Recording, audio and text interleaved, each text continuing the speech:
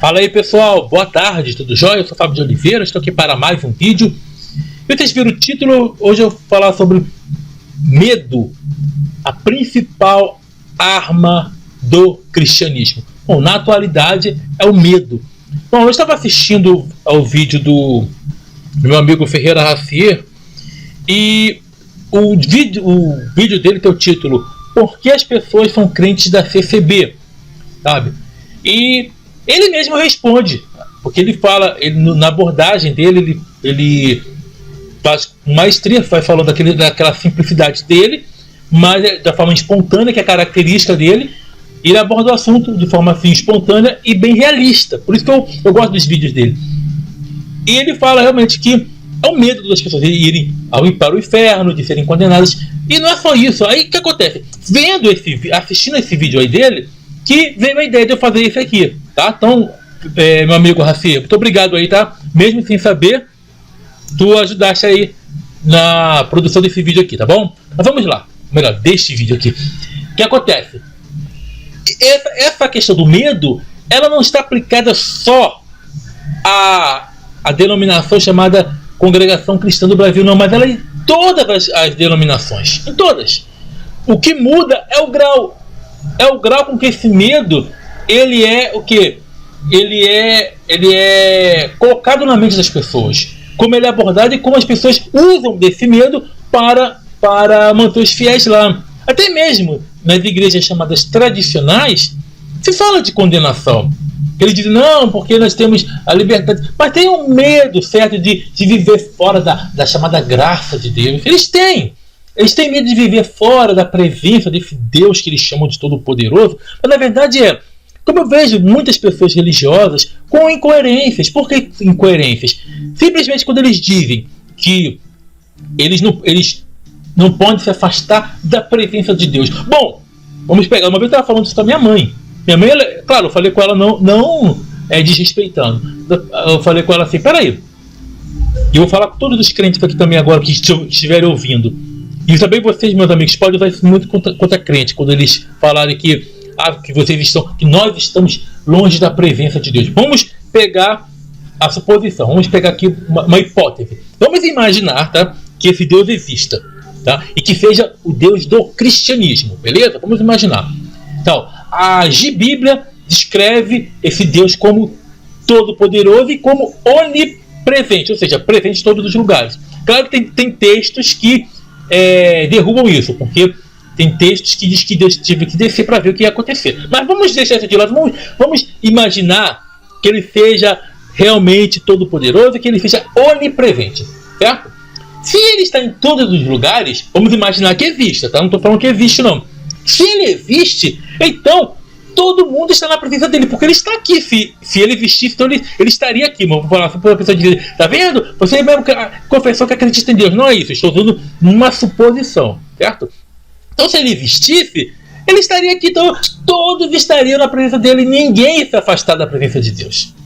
Então, essas expressões são loucas. Mas eles têm medo disso. Mas vamos falar sobre o medo. Porque a religião, ela sempre ataca. Ela pega a pessoa pelo medo, pela culpa que está diretamente ligada, sabe? Pela ganância e pela tradição. Mas eu vou falar só um pouquinho sobre o medo.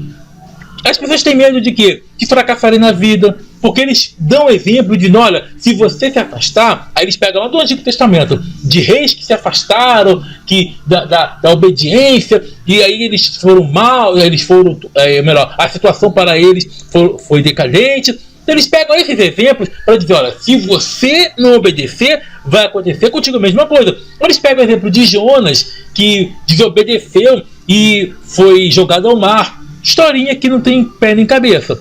Eles sempre utilizam isso, o medo. A questão é o grau que eles colocam.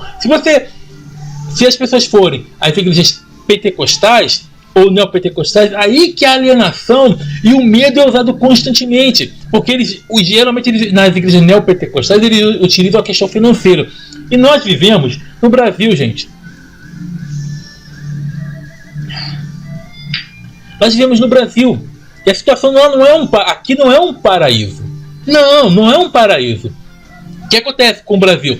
A pessoa vê a realidade e ela pensa, bom, a dificuldade está aí, então ele pensa que está amaldiçoado.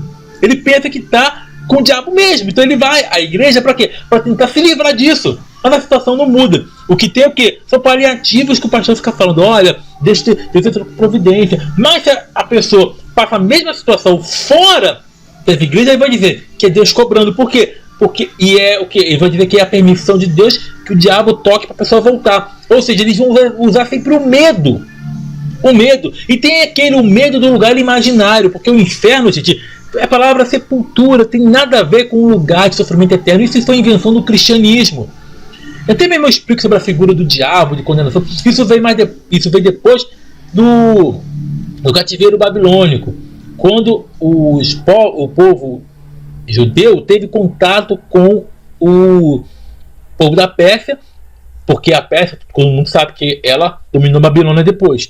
E o zoroastrismo, ele influenciou os judeus. Tanto que a figura de diabo só aparece após o cativeiro, nos escritos da Bíblia.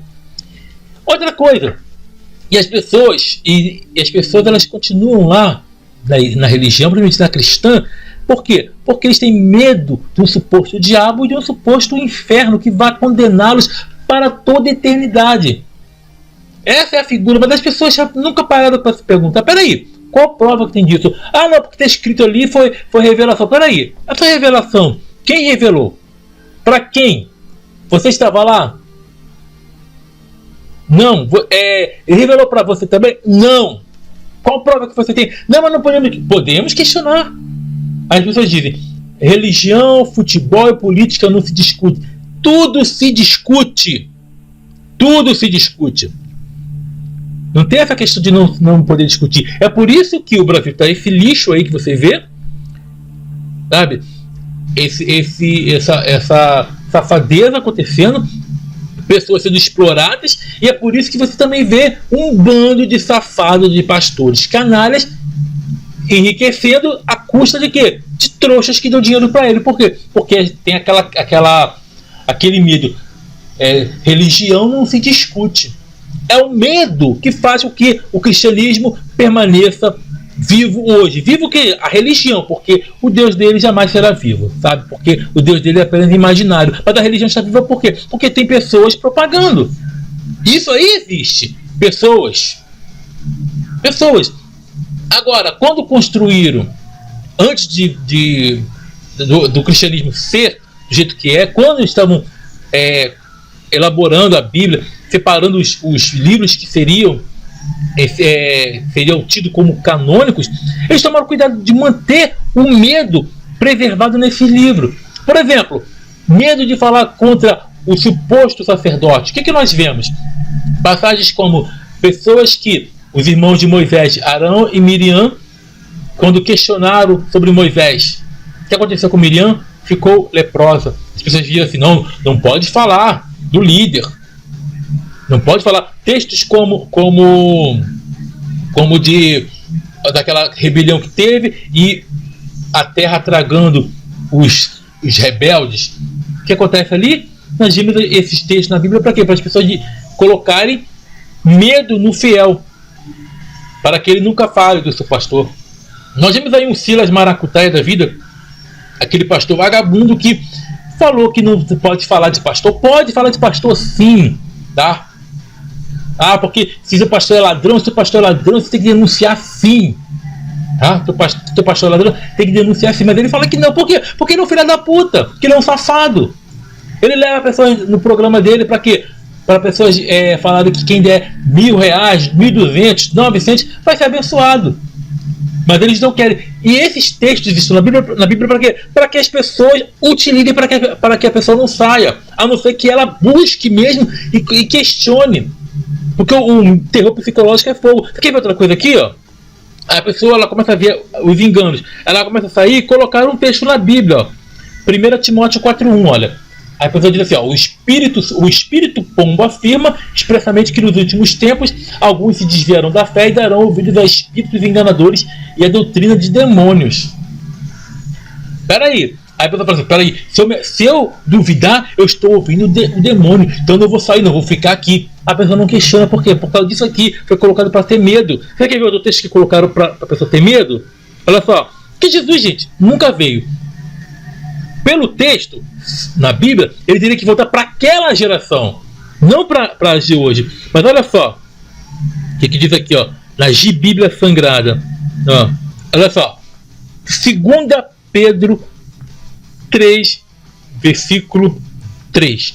Antes de tudo, considerai atentamente que nos últimos dias, olha só, sempre isso, nos últimos dias, surgirão escarnecedores anunciando suas zombarias e seguindo suas próprias paixões. Eles proclamarão o que aconteceu com a promessa de sua vinda. Ora, desde que no tempo passado te morreram, tudo continua como desde o princípio da criação. Aí as pessoas dizem, olha, se a pessoa tem que questionar a vinda de Jesus, é os últimos dias, então eu vou ficar na igreja porque a Bíblia está se cumprindo. Quem colocou isso aqui foi safado, gente. Quem colocou isso aqui foi safado. Então eles usam o quê? É o medo.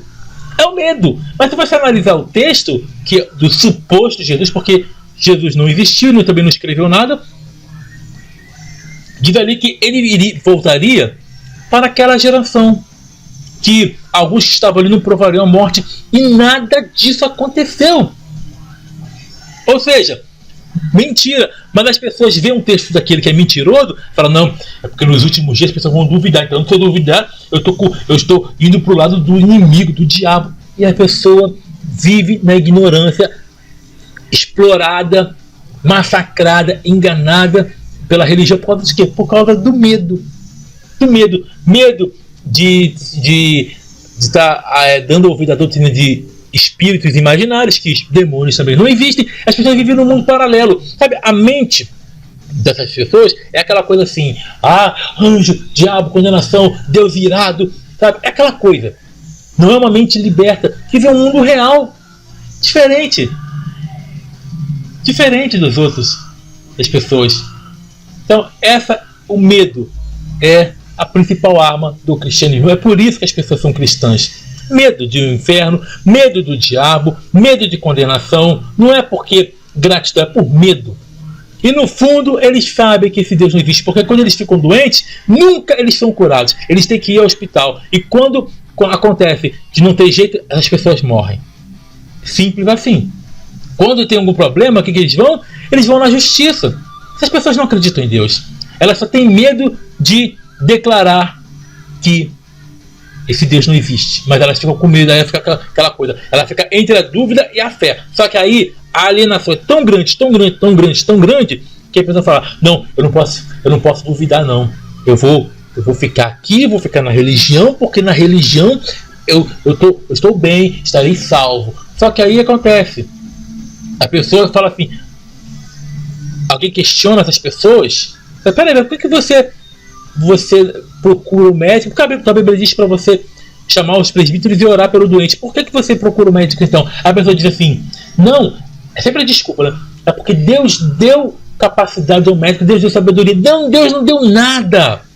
Mentira! Se Deus tivesse dado, a pessoa não teria que estudar. Ele teria colocado todo o conhecimento na cabeça das pessoas. O advogado que a pessoa recorre para poder resolver alguma coisa na justiça também. Não foi Deus que capacitou ele, não. Foi ele que buscou por ele mesmo. Mesmo que ele tenha crença. Mas não foi Deus nenhum que capacitou. Por quê? Porque senão o conhecimento viria direto para ele. Simples assim. Tá? Então, gente, por que as pessoas são cristãs? Porque elas têm medo.